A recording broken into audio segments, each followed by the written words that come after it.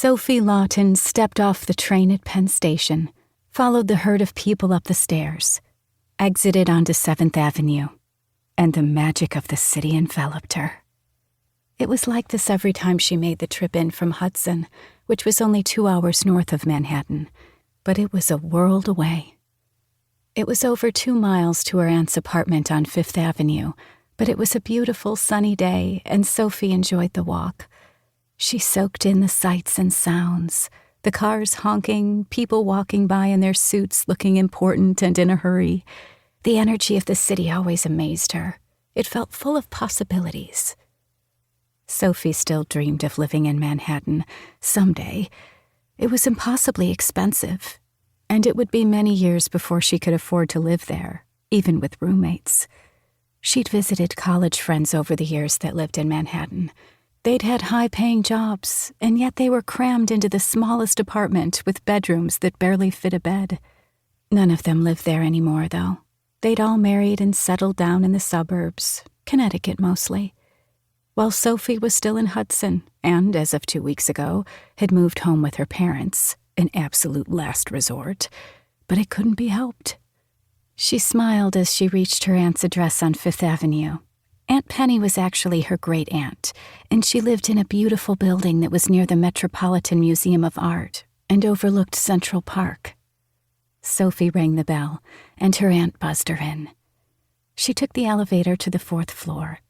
There were only 2 apartments on that floor, and they were both massive by New York standards. By any standard, really. Her aunt's door opened as Sophie reached it, and Aunt Penny pulled her in for a hug. She always smelled of vanilla and cinnamon. Sophie was only 5'4", yet always felt like she towered over her tiny aunt, who wasn't quite 5 feet. Aunt Penny had recently turned 92. She looked impeccable, as always, with her snowy hair piled into an elegant bun, and she wore a baby blue sweater suit with a double string of creamy pearls. "It's so good to see you, dear. Did you have a good trip in?" "I did. No delays, and it was a nice walk over." Her aunt raised her eyebrows. "You should have taken a cab. That's a very long walk." "I didn't mind at all," Sophie assured her. "Well, we'll be taking a cab to the restaurant. Drop your bag in your room and we'll head out." Sophie did as instructed. She always stayed in the same guest room. It was spacious and had a lovely view of the park. The apartment had 4 bedrooms, a huge living room, a library with a working fireplace, and a full-sized kitchen, which was unusual. Most Manhattan apartments had tiny galley kitchens. Until a few months ago, her Uncle Joe had lived there too. They'd never had children, but somehow the apartment didn't feel so huge with the 2 of them there. They'd had visitors often, and Aunt Penny always loved to have friends and family stay with them. A cab pulled up a few minutes after they stepped outside, and as usual, they went to Alice's Teacup for afternoon tea. They'd been going there since Sophie was 8 or 9, and it was a special place, full of memories. They'd ordered their usual, the Mad Hatter, which was tea for 2 and included tiny sandwiches. They always chose the BLT and curried chicken salad. There were also delicious desserts and the best scones in the world. Sophie measured all scones against the ones from Alice's Teacup, and no others came close. They had tea, of course, and, as usual, her aunt added a glass of Prosecco for each of them.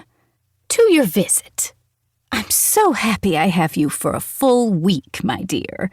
You know you're always welcome to stay as long as you like." Aunt Penny lifted her glass of Prosecco, and Sophie did the same. They clinked glasses before taking a sip. "Thank you. I'm thrilled to be here." It had been a long 2 weeks since Sophie had moved home, and her mother hadn't exactly approved of the trip into the city. "Do you really think this is a good idea? You need to find a job, Sophie. How can you do that if you're gallivanting around Manhattan? I know you adore Aunt Penny, but you need to focus.